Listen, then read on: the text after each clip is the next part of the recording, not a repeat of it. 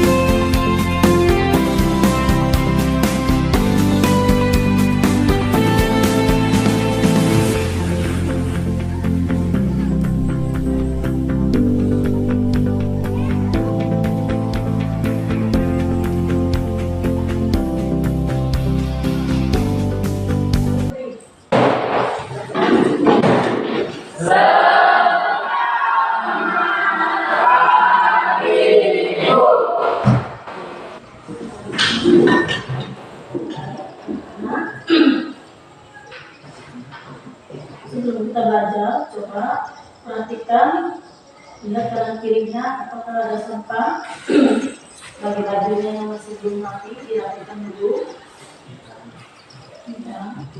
Kalau ada benda yang mengganggu belajar, silakan disingkirkan dulu. Dia sudah mengganggu belajar. Baik, selamat pagi anak-anak. Baik. Apa kabar hari ini? Baik. Sehat semua? Sehat. Nah, sebelum kita belajar, kita seperti biasa coba buka kelasnya untuk masuk ke depan untuk memimpin doa.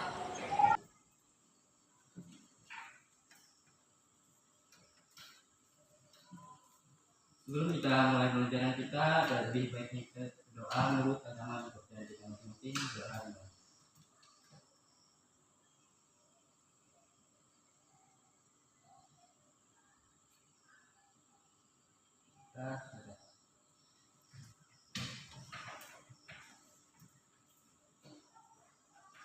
Baik, untuk memaksanakan, apakah hari ini semuanya hadir? Hadir. Hari ini kita belajar tentang virus. Sebelum kita belajar, kita sama-sama untuk membacakan pembelajaran kita.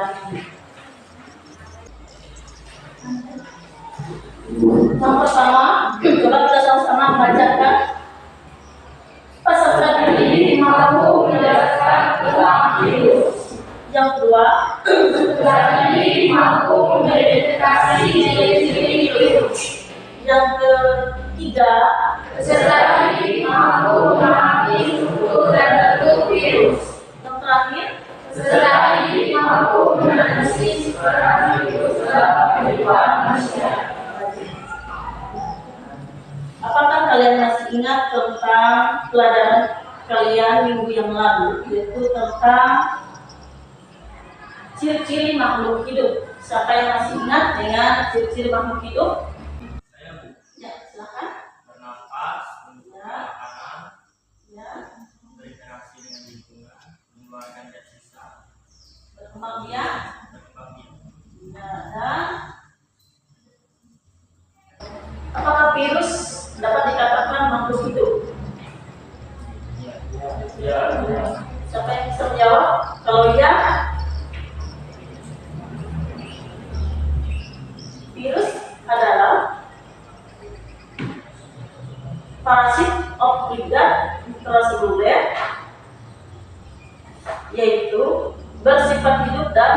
mati. Kalau bersifat hidup memiliki asam nukleat, tetapi tidak keduanya, tapi hanya DNA dan RNA. Kalau bersifat mati, siapa yang bisa jawab? Dapat dicairkan dan dapat dikristalkan. Struktur berbeda sel, tapi tidak melakukan metabolisme. 2 tahun yang lalu, apakah kalian masih ingat? Tepatnya 2019. Dunia dihebohkan dengan COVID-19 yang menyebar ke seluruh penjuru dunia. Pada saat itu, para ilmuwan membuat vaksin COVID-19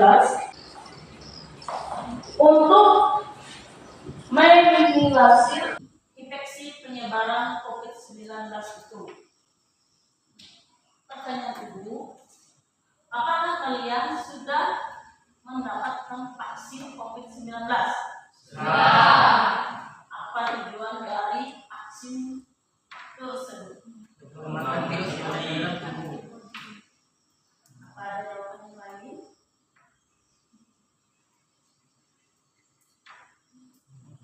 Untuk kekebalan tubuh. Sekarang Ibu mempersilahkan kalian untuk membentuk 3 kelompok, 3 atau 4 kelompok berdasarkan permasalahan yang kita hadapi tentang virus yang menyebabkan penyakit. Untuk memahami lebih baik lagi, silakan kalian membentuk 4 kelompok dan Ibu akan membagikan LKPD. Silakan, sudah semua? Tentunya. Ya, ini masing-masing kelompok untuk maju ke depan untuk mengambil LKPD-nya. Silakan.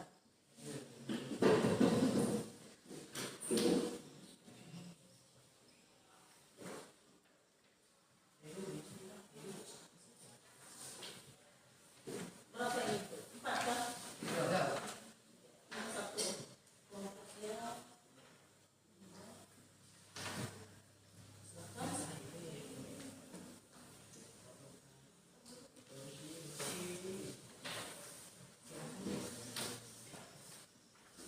Sudah semua mendapatkan LKPD-nya? Baik. Ibu akan memutarkan 2 video yang berbeda. Yang pertama itu video tentang ciri-ciri virus dan bentuk dan struktur virus. Yang kedua yaitu peranan virus dalam kehidupan.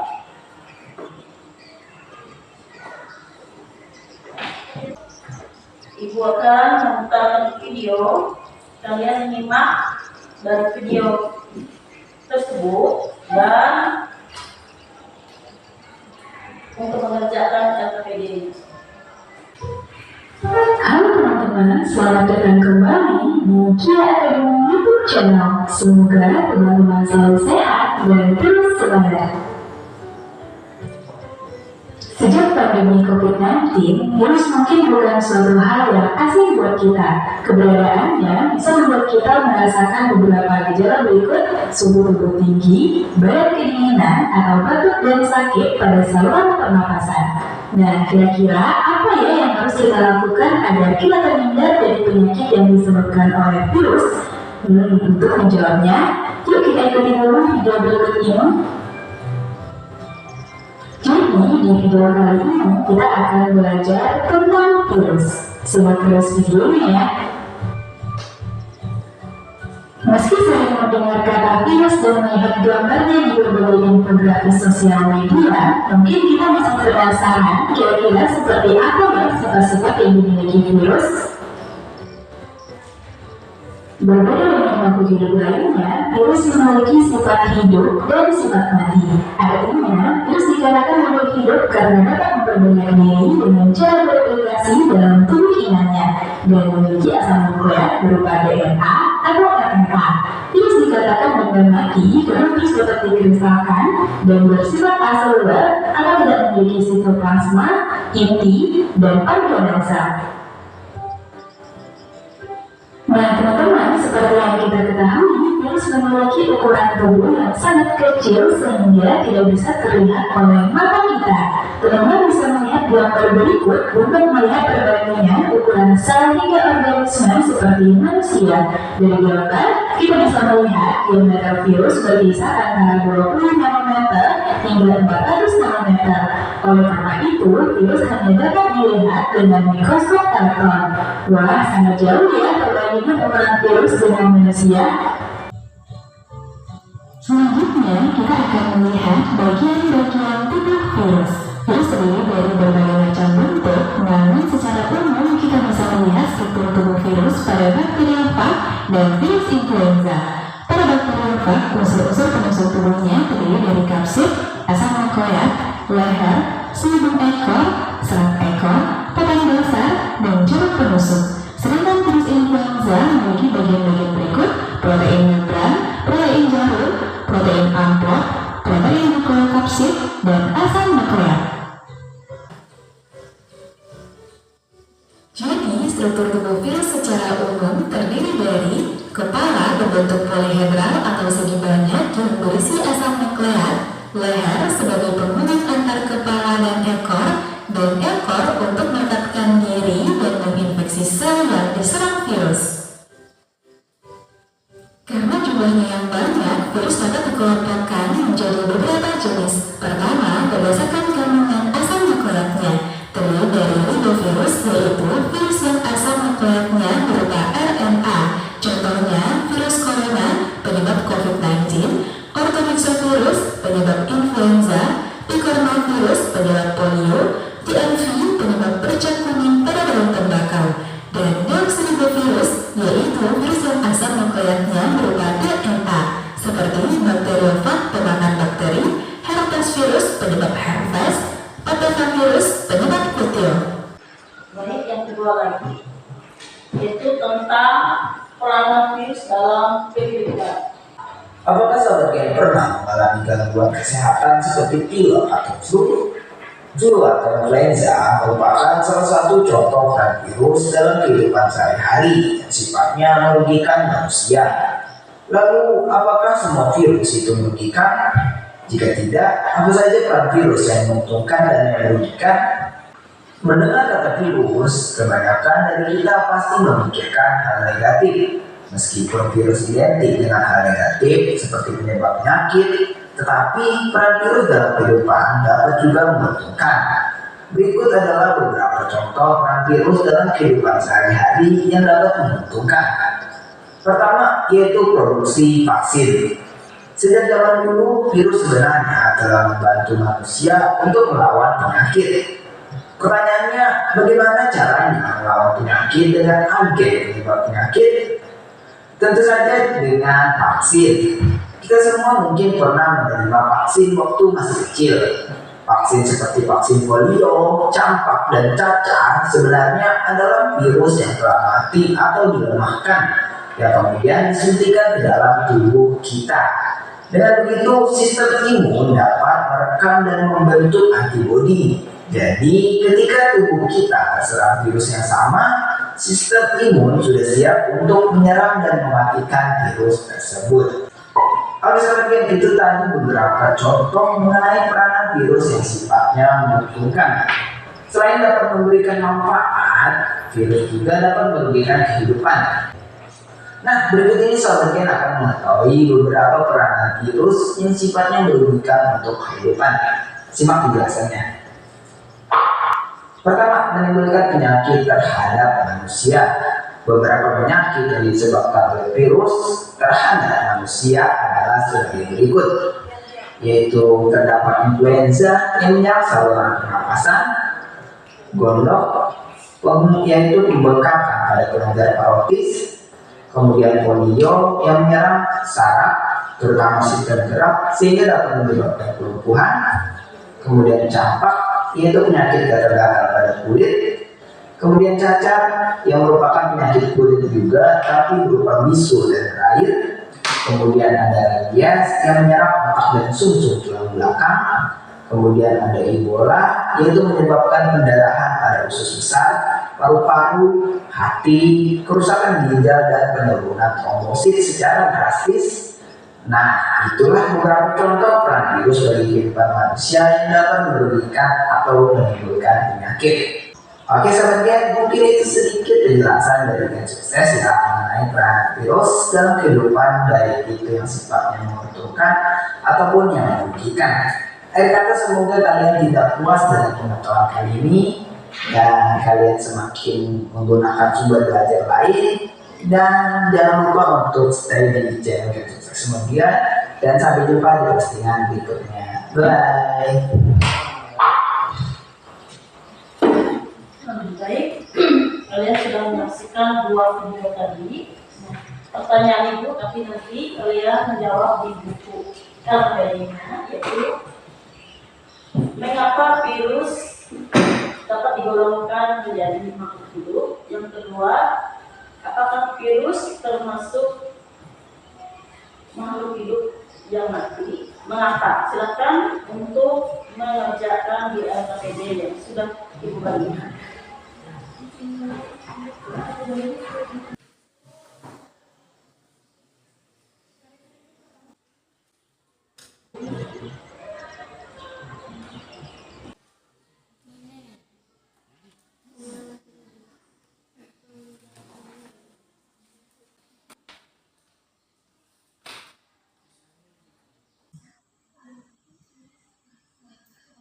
Kalau kelompok 1 sudah siap, silakan maju ke depan untuk presentasi. Selamat pagi teman-teman. Kami dari kelompok 1 ingin mempresentasikan tentang virus. Yang pertama, yang menunjukkan ciri virus sebagai makhluk hidup adalah ketika partikel ini berada di tubuh makhluk hidup lain dan berkembang biak di dalamnya. Yang kedua, virus mempunyai ukuran sangat unik, yaitu antara 25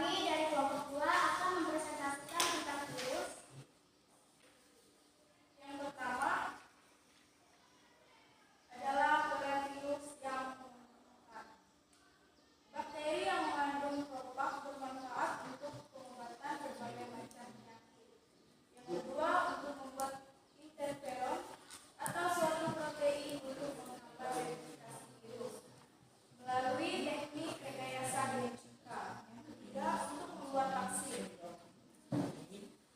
virus yang mematikan. Virus dapat menimbulkan berbagai macam kerugian, terutama karena dapat menimbulkan penyakit pada hewan, tumbuhan, dan manusia.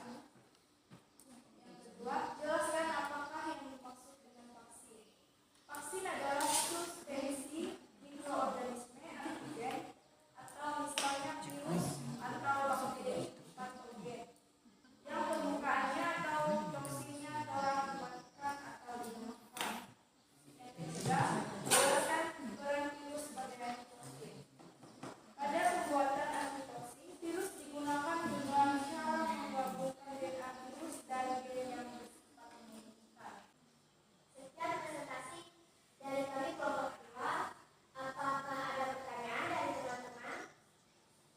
Saya dari perwakilan dari kelompok 3 ingin bertanya, apa yang dimaksud dengan vaksin? Bagaimana cara kerjanya?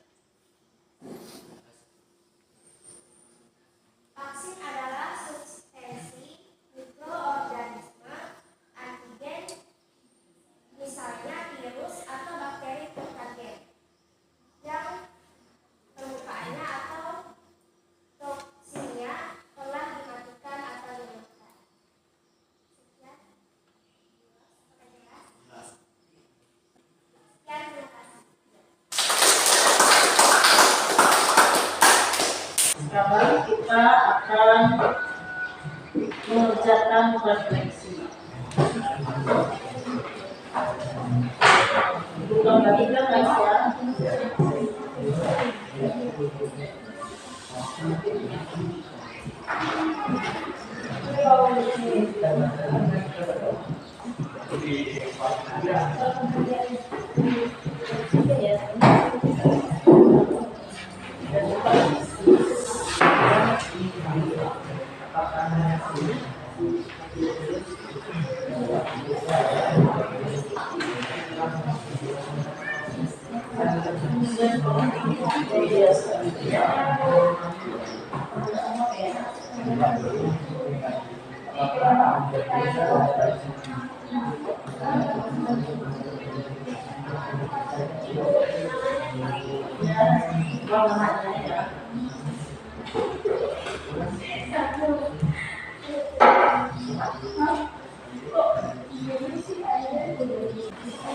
Jelas semua?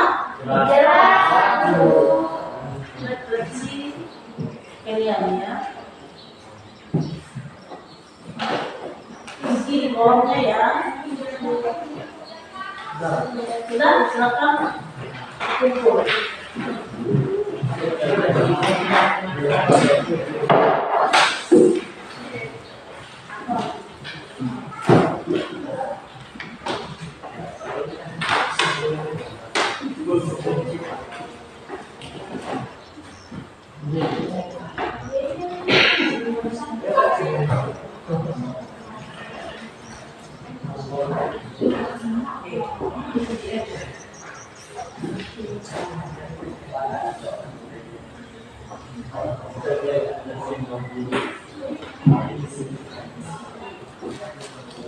Coba kita sama-sama membacakan kesimpulan. Virus Pertama kali adalah saudara yang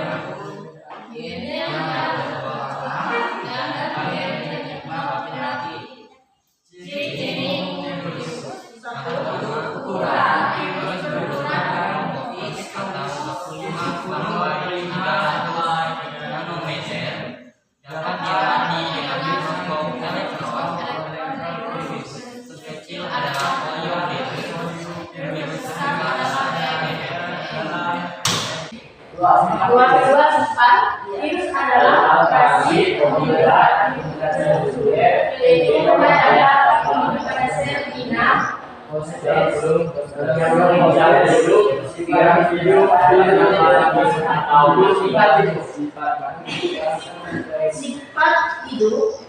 sifat hidup memiliki asam nuklear namun tidak ada bahwa memiliki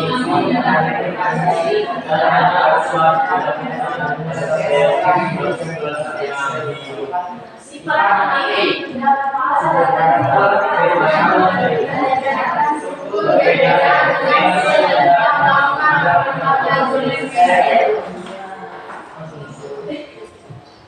Itu kesimpulan dari pelajaran utama ini. Baik, kita akan mengerjakan terakhir, yaitu pilihan ganda.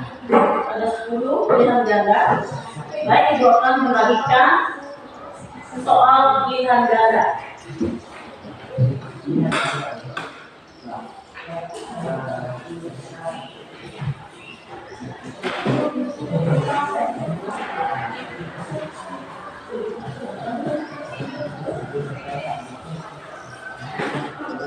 Semuanya paham aja ini ya, sudah melihat. Gimana?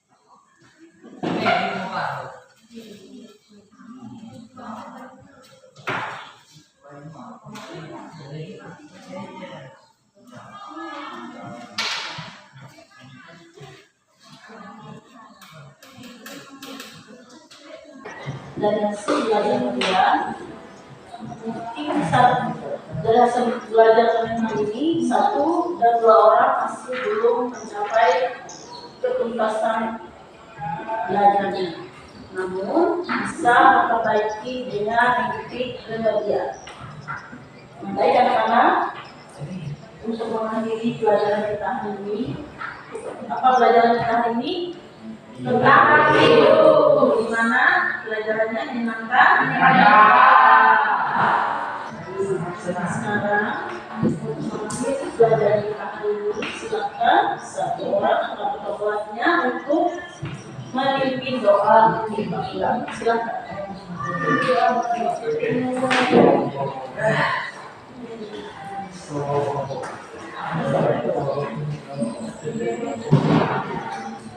Untuk pelajaran kita hari ini, mari kita berdoa untuk keamanan dan kepercayaan masing-masing. Doa.